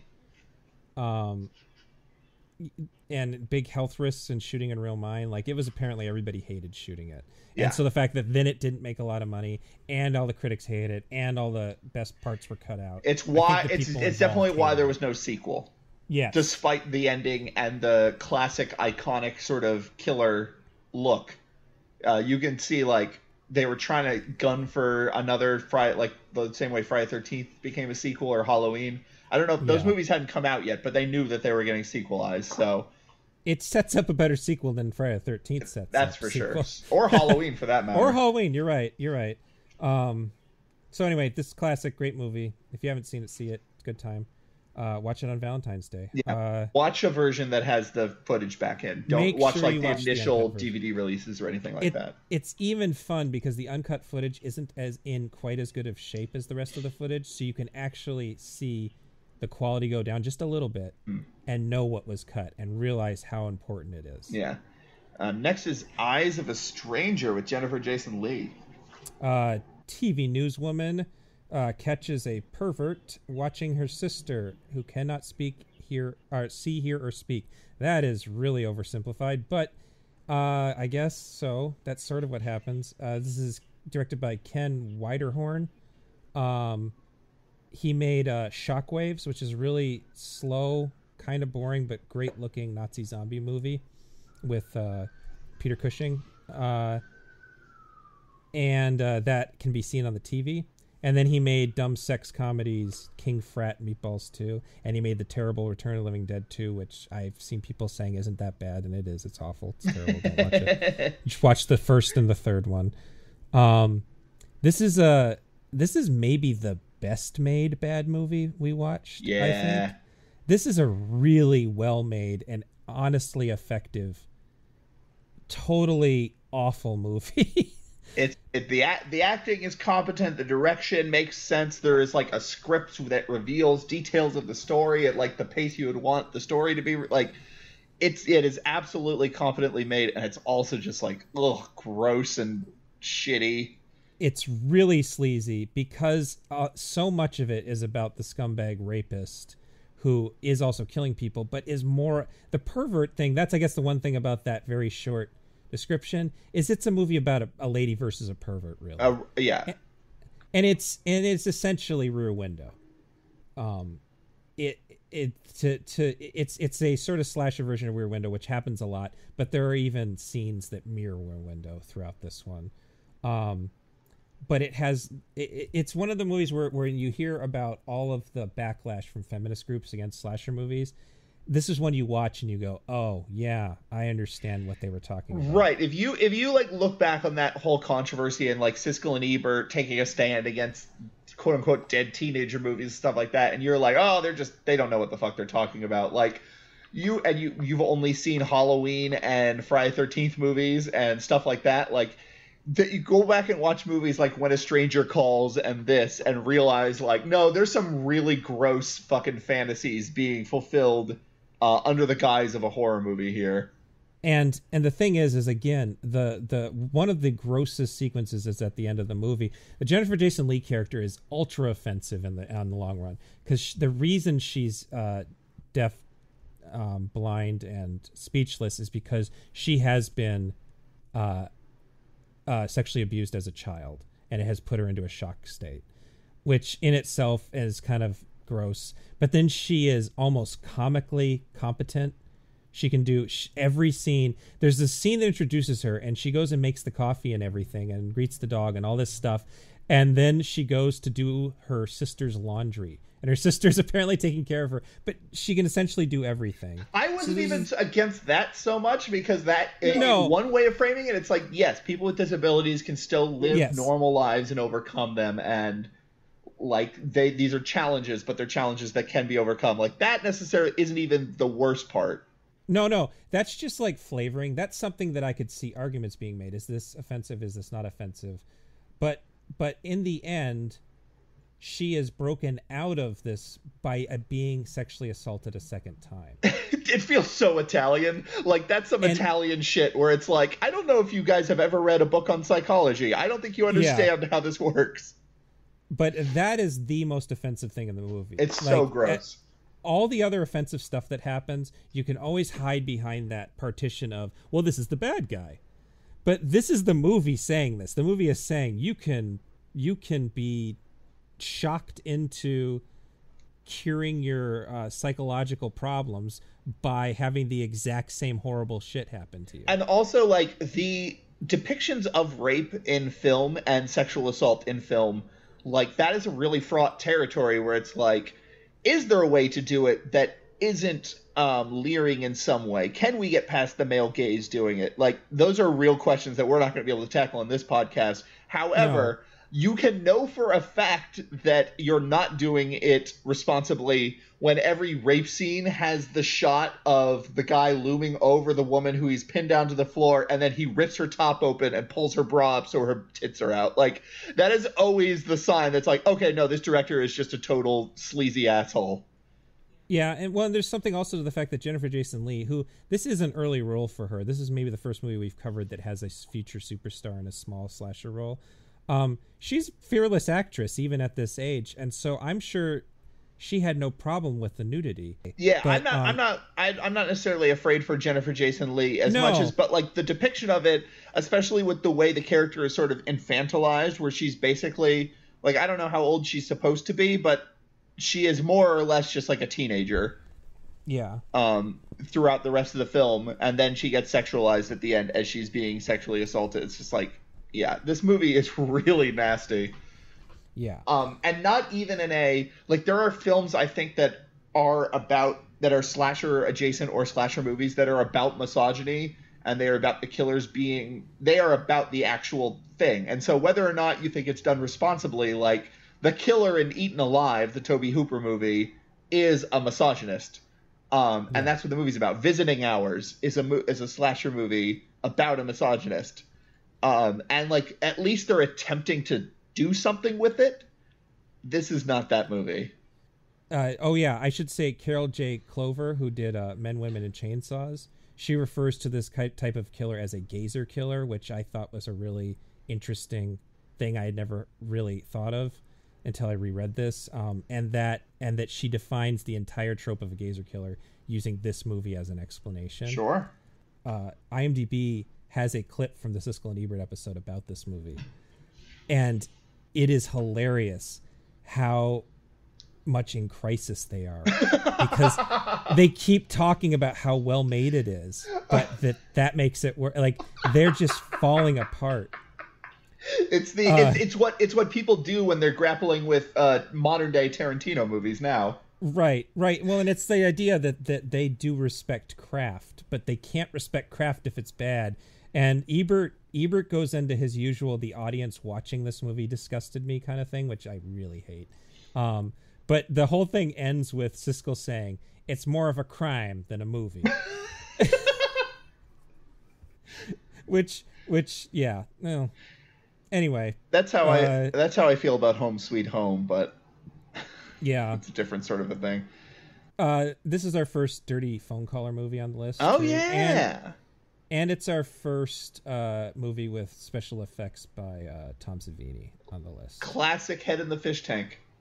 Yeah. That's the other crazy thing, is this movie tries to be so, like, gross, and it's like, it's not sort of big in the way slasher movies are about serial or spree killers, but they are sort of obfuscate the actual psychology behind it, because they're just a guy in a mask, like, with a butcher knife or whatever, you know? Whereas this is like, no, this is about a murder rapist sort of a thing. So it automatically makes it feel more real. But at the same time, the first kill that happens in this movie is a hilarious decapitation with a head floating in a fish tank that totally does not fit the tone of what's to follow. Yeah, and it's also, there's a certain slickness to the bigger budget ones that doesn't make sense in the like, I suppose that later slashers became slick, that Scream definitely made slashers slick. Oh yeah. But, at the time, the good slashers are pretty grimy. So anyway, yeah, it's not a good movie, but it's a well-made movie, and I can understand why it has fans, even if it's gross. Which brings us to Murder Obsession, which I did not see, unfortunately. Yeah, this is AKA Deliria, which is the alternate title for at least two other Italian thrillers made in the 80s. Sometimes it's also called Paura, which just means fear, Satan's Altar, or Murder Syndrome, and that's a confusing one because I've seen the title both ways, watching it twice, and The Wailing, not to be confused with the witchcraft movie. This is directed by Ricardo Freda, who is a godfather of Italian horror. He and Mario Bava made the first sound, as in non-silent, not horror movie, I Vampiri in 1957. In that case, Freda was the director and Bava was cinematographer, but Freda got in a fight with the producer, so Bava took over. So even if I'm not as big of a fan of Ricardo Freda as I am of Bava, there would be no Bava without Freda, at least in the way we know it. Bava might have still broken in, but maybe not to the degree. And so since this is essentially a giallo that has slasher elements, I will do a little bit of context since I'm the Italian horror guy. And again, I'm trying to go fast here. In 1981, Bava's dead, which leaves Freda, Argento, Lamberto Bava, Mario Bava's son, Lucio Fulci, Sergio Martino, Ruggero Deodato, and Umberto Lenzi as the sort of old guard. In 82, Argento made Tenebrae, which is his slasheriest giallo. Fulci made The New York Ripper. Martino made The Scorpion with Two Tails, and Lamberto Bava made A Blade in the Dark. These are all the most violent movies as far as stabbing that any of these guys had made at this point. And Deodato made a straight body count movie called Body Count, actually, in 87. And so they were inspired by Friday the 13th, and Freda kind of beat them to the count here. But at the same time, this falls in the Italian Gothic territory. So I would call those slasher-inspired gialli or postmodern gialli. This one is postmodern in the way that it references giallo conventions because it is about a guy who is an actor in giallo movies and the crew that he works with. That's where that ends. From there on, it turns into, like, again, another sort of Agatha Christie thing where a bunch of people go to it. I should read the description is, Michael is a successful actor, but he has a scandal in his past. At a tender age, he knifed his father to death. He and his girlfriend, Deborah, go to his mother's for the weekend and are joined by the director and the others from his recent film project, who are given a rather cool reception by the superstitious housekeeper, Oliver. Soon, rude things, this is not my description, soon rude things begin to happen to some of the guests, and Michael fears a repeat of his nightmare is in progress. And so this also gets wrong. It's not his girlfriend, Deborah. It's actually his secretary who becomes his girlfriend throughout the movie. It does not have much in the way of murder set pieces. It's a little bit more like Bay of Blood, and that the murder just will occur. There'll be like a murder scene, and then there'll be other scenes. It doesn't have a lot of that giallo build-up, the camera follows somebody around for a long time. There's not a lot of that stuff. It is the male protagonist has all the hallmarks of a non-murder mystery slasher killer. He has an ill-defined psychosis. He has a childhood tragedy. He has an uncomfortable and vaguely sexual relationship with his mother. The quintessential Italianness of us is he is a mix of boyish charm and obnoxious machismo. Murder. It's hard to follow murder obsession because Freda just like is sort of borrowing gimmicks from other movies, but then there's this flashback and dream thing thrown into the middle that's the best scene in the movie, where the girlfriend / secretary has basically a vision of her own death, but there's like really fake looking spider webs and stuff. Like, it's meant to look stagey and weird. So it goes really esoteric, and then it goes like kind of right back into traditional who's the killer kind of thing. And there's a huge twist that makes no sense later on, where we actually see the same scene in flashback play out from two different points of view. But Freda, for all he made, he only actually made 3 gialli. This one, he made a movie called Double Face, which was really made to be a German creamy film, Krimi. Those were based on Edgar Wallace books, and they kind of predate giallo. And then he made Iguana with a Tongue of Fire, which is another pretty sleazy one. This was his final movie as director, but he lived into 1999. He just retired from filmmaking. All right. So that brings us to another Italian movie. Did you get a chance to watch Madhouse? Unfortunately, I had no way of watching Madhouse. Okay. Madhouse is one that's one of my favorites, but it is definitely an Italian filmmaker trying to make as American a thriller as he can muster.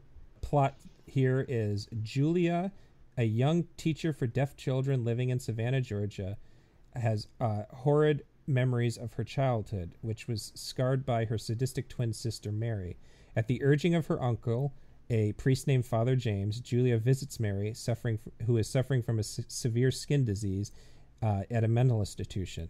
The meet does not go well, and Mary vows to make Julia suffer as she has suffered. As their mutual birthday approaches, several of Julia's friends and neighbors begin dying gruesome deaths. What's funny is that how much this one ends up having in common with Happy Birthday to Me. I didn't put that together until I watched them. Yeah. But this is directed by Ovidio G. Oh boy, I should have thought this one out before I tried to pronounce it. Assonitis. Ovidio G. Assonitis, who I like to describe as Dollar Store Dino De Laurentiis, because he was a pretty big name producer, not director, in Italy at the time. And he actually directed Beyond the Door, which is an Exorcist ripoff. And then his Jaws ripoff is Tentacoli, which is about a killer octopus that has a surprising... He was one of these guys who could get surprisingly good casts. I don't know if he had more money at his disposal or what. This has alternate titles, including There Was a Little Girl and She Was Bad. Those are separate titles. That's not one long title. And Madhouse is not to be confused with the 1974 Jim Clark movie with Vincent Price and Peter Cushing, which is a little slashery, I guess, but not a slasher movie, obviously. I guess a good way to describe this otherwise is My Bloody Valentine aspects meets Brian De Palma's Sisters meets Lifetime original movie. It has very purposeful soap opera aesthetic. And it throws a lot of stuff at the wall, hoping it will stick. The killer deformed twin. It's got a bunch of Catholic guilt stuff, which is quintessentially Italian. The house is creepy for no real reason other than just to be creepy. The kill scenes are slasher-y. I would not consider this really a slasher myself, but it has slasher elements to it. And there's a killer dog. There's a giant Rottweiler. It's hard. I like this movie a lot, but it's hard to describe why. And I have a feeling that you need to be one of those people who watches a lot of Italian horror movies to appreciate some of the weird stuff that are likable about them. Sure. Which isn't to say you have to do that. I'm just saying, like, to enjoy it, you might have to be that person. And this was another video nasty. And the assumption is, because it's not that violent, but there is a scene where the giant Rottweiler tries to attack someone and they take a power drill and drill the Rottweiler's head in. And it's pretty bloody. I think that the British censors knew that Italians had killed animals in cannibal movies and sort of assumed they killed the dog. Jesus. Yeah. Okay. But it's kind of like a ridiculous assumption to make, because why would you train a dog and then just fucking kill it? Even if you didn't care about animals, that's still a very valuable dog. Yeah. And it's clearly a fake dog head too. But and anyway, that's why people think that one was on and this was on an official ban list. I should say that Home Sweet Home did end up on the non-prosecuted list somehow, the one we talked about earlier, but it was never officially banned. Mm-hmm. And that brings us to another video nasty that didn't need to be a video nasty. No, not really. Funhouse. Now, the Funhouse, I have recorded an episode of Tracks on the Damned on it. It is the episode I'm probably most proud of. I think I did a really good job on it. I have a lot of thoughts about the Funhouse that I will not torpedo this episode by going into all of them. Yeah, I can just link to that. That's a good. I would highly recommend, if you are interested in the Funhouse, checking out my commentary track for it. I'll say the quick letterbox description is: rebellious teen Amy defies her parents by going to a trashy carnival that has pulled into town. In tow are her boyfriend Buzz and their friends Liz and Richie. Thinking it would be fun to spend the night in the campy Funhouse horror ride, the teens witness a murder by a deformed worker wearing a mask. Locked in, Amy and her friends must evade the murderous carnival workers to escape before it leaves town for the next day. So this is more or less it. This is another film that is sort of a big studio slasher. And it has some really good production values as far as they shot it in Florida, where in the off season a lot of carnival rides are all sort of kept in one sort of piece of land. I didn't know that. And basically they sense. just went there and set them all up as if it was a carnival and shot it there. So like you have all these absolutely phenomenal shots. I think it's the cinematographer of The Warriors. And like it's just the best part of the movie is the opening when they're just sort of smoking pot and going through the carnival, and there's just deep shots of all of these people walking around, and you just see all these like flashing spinning lights and stuff, and it's just really cool. Once Tobe Hooper movies always look great. Once you get into the Funhouse itself, it's like the pacing is terrible, and he kind of doesn't know how to build tension in such a small location. Like it's just a little bit too claustrophobic to actually make sense as a slasher movie, so it kind of drags a lot. I noticed rewatching it that a lot of the kills are weirdly edited, where everything goes on either is a little too short, like certain shots you would want are a little too short, and other ones you don't want go on a little too long. I just kept on noticing stuff like that. Well, it's one of those things where the characters don't split up instead of the thing they split up and they get picked off one by one. They don't split up, so he kind of has to cheat to pick them off one by one in a way that makes any sense. So he kind of has to edit around that. This movie, the story behind this movie, according to a lot of the stuff around the Arrow thing, this is me reading between the lines because at this point Tobe Hooper was still alive, and people wanted to be kind, but basically he was going through some drug problems, and on and off throughout the film he was kind of a non-entity as a director, and the cinematographer had to pick up a lot of slack, which would explain why this is, like, I would say, a dip in quality as opposed to Eaten Alive or Poltergeist, which are the two films, or even Salem's Lot, which has problems as being a TV movie. Even Invaders from Mars, which I don't like, and Life Force, which I'm not a big fan of, are great looking movies that have a lot of craft to them. But this is a really cool movie in terms of, again, it has that production value. It also has that Hooper nastiness, but in a more subtle way. The story of the killer is not spelled out, but all of the information is there for you to realize the origin story, which did you pick up on that? That he's like one of those cow mutants, isn't he? He is half human, half cow. Someone had sex with one of the mutant cows from the Freak Show, and he was born. Which is a very Tobe Hooper joke. Yes, it has. And I have to admit, I don't find Tobe Hooper very funny. Like, I'm one of the few people you're going to talk to who doesn't think Texas Chainsaw Massacre 2 is any good, because I find it obnoxious. Yeah. But this is definitely a Tobe Hooper joke. And also the scene where the guy's berating the sort of patriarch is berating the killer. Oh, yeah, the whole scene with the fortune teller. That's something I could see Tobe Hooper. That's all Tobe Hooper. The weird, like, pedophile guy who works for the carnival who finds the little brother, and it's just like the parents somehow are not picking up on this horrendous thing. Like, on all the cues. That is all just, like, really messed up, twisted Tobe Hooper humor in the context of this slightly more cleaned up sort of studio horror movie. I think it's really interesting and really cool, but I also think as a whole it doesn't necessarily work that well. I've seen it on the big screen 2 or 3 times now. The climax is the loudest thing I've ever experienced in a movie theater. Every time, and it just goes on and on and on of just like screaming and loud sparks and just the music blasting. Every time I've had to cover my ears watching this, the climax of the film. It's wild. I think one other thing about this, well, you already mentioned the drug abuse things. That Tobe Hooper couldn't get a movie made for a long time, and a lot of it was implied that he had drug and alcohol problems, and that also he had creative issues with everybody too. I was going to talk about that. This being one of the few he actually got into theaters from this era. And that weird that he made Poltergeist the year after this. I know the assumption is that Steven Spielberg ghost directed that movie, but I don't know. I still see some of it in this movie, the sort of way he shoots suburban America.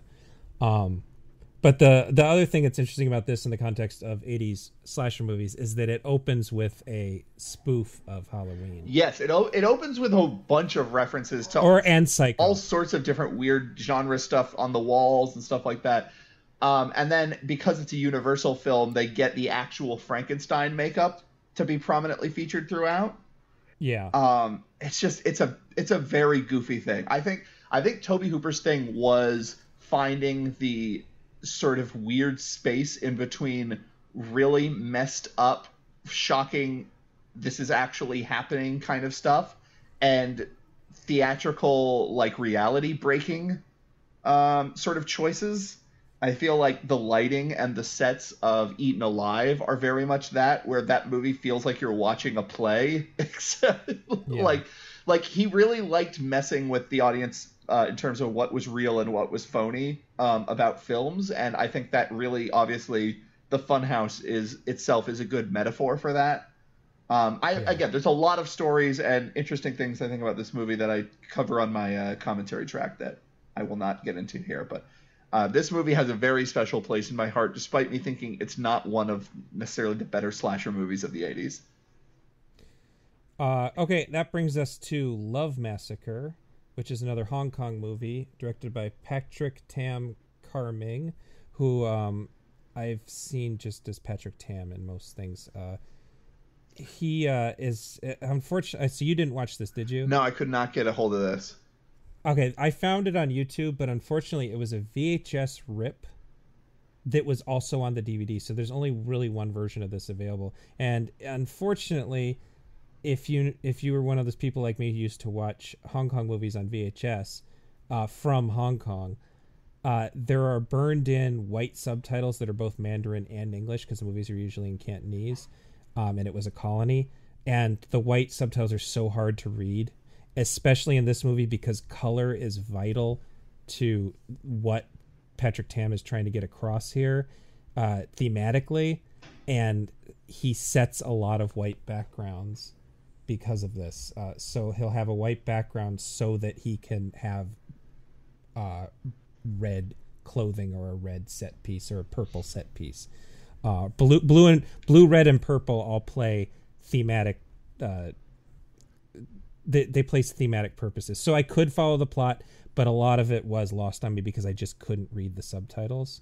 And so I found a book I owned, and it talked a little bit about Tam, but unfortunately the book also ran into similar issues because the book was clearly written in Cantonese and then translated into English, so it was still really hard to follow.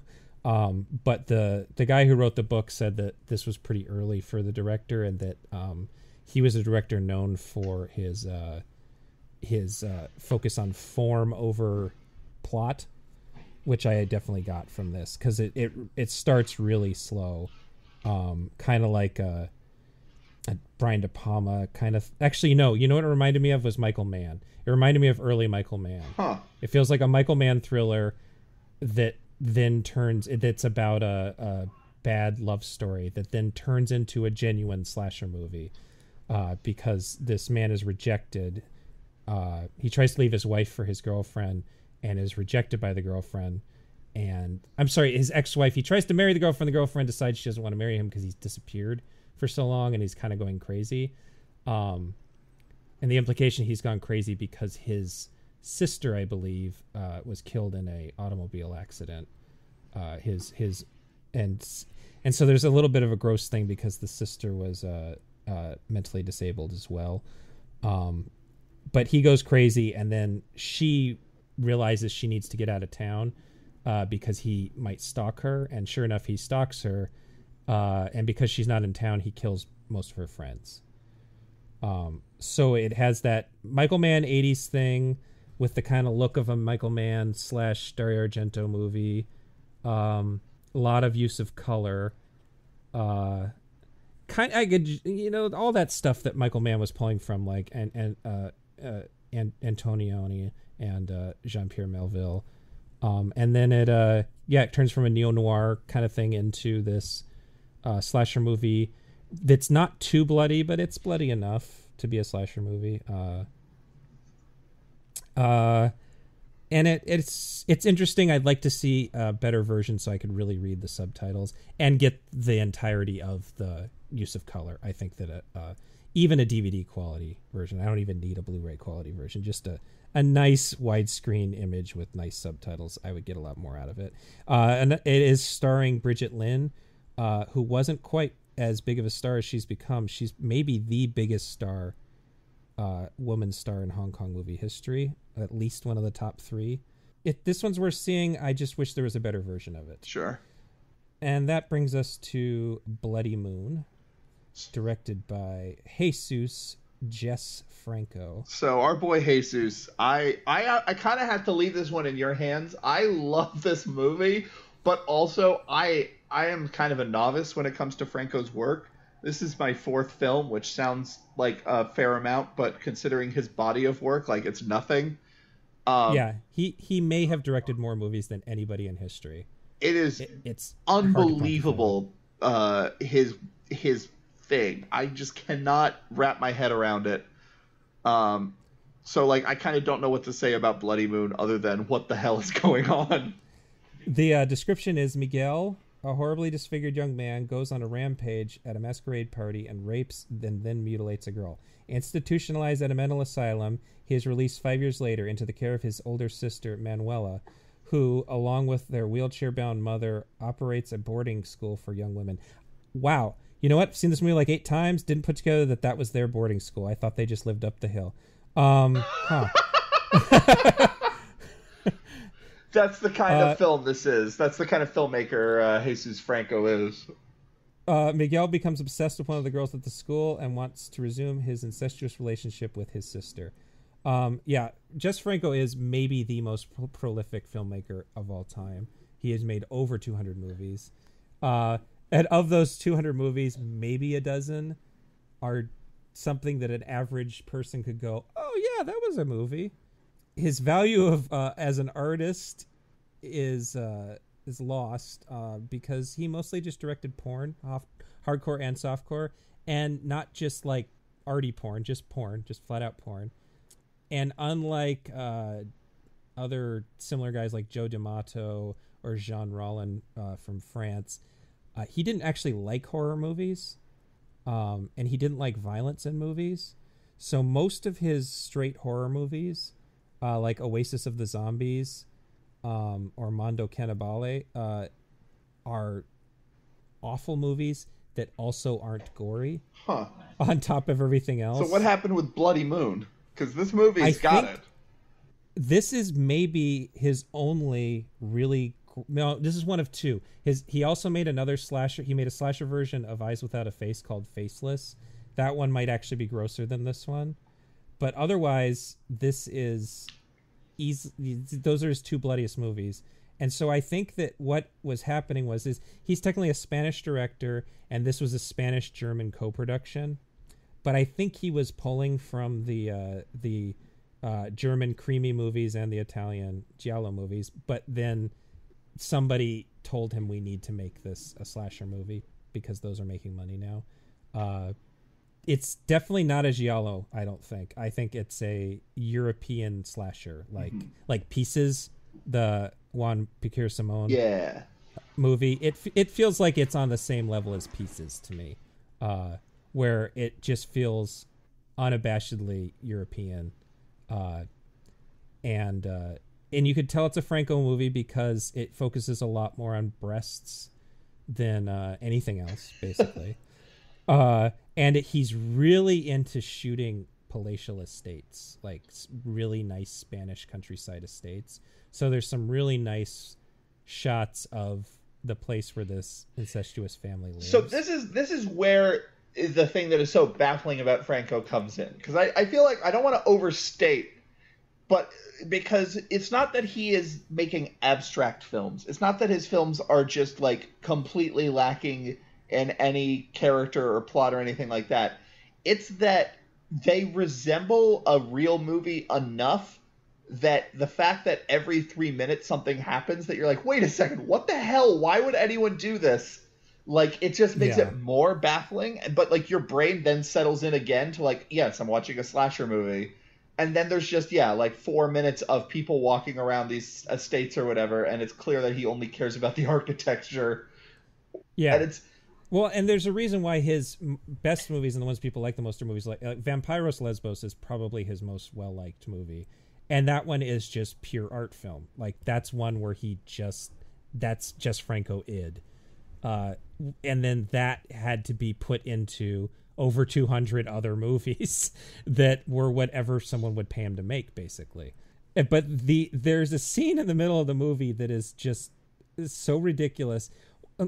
One thing we have to say is the English dubbing is choice. Like, I can't imagine wanting to watch this in Spanish, because they have that thing where they're trying to fill the mouth flaps.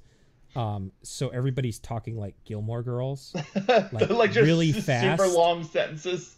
So there's a scene where a woman is taken by the killer and taken out in the country and tied to a slab at some sort of tree or cutting place. I don't know what it is. And she keeps going, well, I guess, I mean, yeah, I'm into kinky stuff too, you know. You never know what's going to happen out here. It's the greatest place. She's just talking a mile a minute at the killer, and he ties her to this thing and then turns on this machine with this giant buzzsaw. And then she's finally aware, oh, maybe I'm going to die. And this little boy comes and saves her very briefly by turning off the machine and running away. And so the killer just turns the machine back on. That was the funniest thing I've ever seen in my life. He turns the machine back on. It chops off the woman's head, and it's wonderful. And it's an amazing decapitation. And then he gets in his car and chases down the boy and runs him over. And it's just... And it's also a Jess Franco movie because it's full of incest. And it has basically one song. And that song is used... Oh, God, that weird soft rock... It's diegetic and non-diegetic. So it is the theme to the movie, but it's also the only song people listen to on the radio. It's very strange. And it has the ugliest clothing. Like, just impressively disgusting. Not a single... Oh, I like the clothes. Right, but that's what makes it beautiful, is that every article of clothing is shocking in its inappropriate... There's, like, weirdly, like, 2019... style, like full print sweaters and stuff like that. Yeah. Like it's stuff that would be like really hip now, I feel. Yeah. Yeah, definitely. But this was another DDP Video Nasty. And it was actually one of 4 Jess Franco movies, including The Devil Hunter, which nothing happens, Women Behind Bars, which I guess has some women fighting, and Cannibal Terror, which nothing happens. This is like the only one I can understand being on their Video Nasties list. Yeah. Because it is pretty over the top violent, and the violence is mostly against women. And I don't think they liked incest too much either. So it's just not disturbing. It's uncomfortable. You watch it, you're like, why? No, stop it. Yes. Get help. Get help. Stop it. Get help. I really enjoy this movie a lot. And I've seen 4 Jess Franco movies. I really love this. I really love The Rites of Frankenstein. And then 2 of his sexploitation movies I found very dull. Yeah. There's always something interesting, but for the most part, if it's not in a structure, like a horror movie structure of some kind that I can figure out, I can't get behind it. Yeah, he's more interesting on a analytical level, like academic level, I should say. Sure. Where, like, you talking about Jess Franco is actually a little often more interesting than actually watching Jess Franco. Hi there. Patrick and I ended up talking for a little over 5 hours, so my guess at 2 parts was generous. This will be a 3-part series, and I'm currently editing things to come in under 2 hours per episode, hopefully closer to 90 minutes per episode. The second part will be released in about 2 weeks, followed by an episode about H.P. Lovecraft adaptations with Betsy Jorgensen from Your Favorite Monsters at the beginning of September. Then part 3 will be released in the middle of that month, September. After that, I'll go back to a once-a-month schedule throughout the rest of the year. Thanks for listening, and feel free to reach me at genregrinder@gmail.com, at genregrinder on Twitter, the Genre Grinder Facebook page, or directly on genregrinder.com website.